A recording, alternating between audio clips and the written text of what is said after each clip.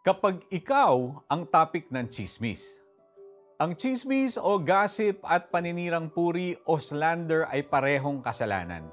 Hindi lang ito paglabag sa utos ng Diyos, kundi nakakasira din ng magandang samahan ng magkakaibigan, magkakapitbahay o maging sa pamilya.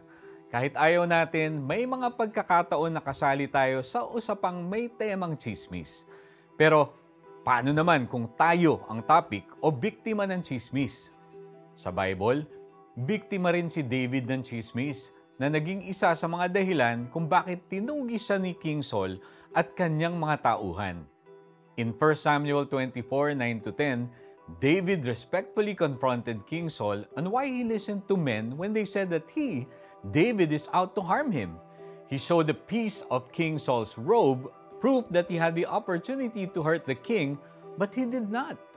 Sa Psalm 109, mababasa nating ipinagkatiwala ni David ang kanyang sitwasyon sa Panginoon. He entrusted his reputation to the Lord and proved the rumors wrong by living righteously before God. If we are in the same situation na maging biktima ng tsismis, we may talk to the person who started the rumor. We can ask questions about how it came up and try to clarify details in a gentle manner. But we also have to consider that we cannot undo whatever damage it cost us or change people's perception of us. What we can do is to trust that the Lord will vindicate us as we entrust to Him our reputation. Lastly, we can ask God to help us forgive those who gossip about us and be careful not to do the same to other people. At all times, let's avoid getting into conversations that promote gossip and slander. Panginoon, tulungan po ninyo akong ma-heal from the damages after being the subject of gossip.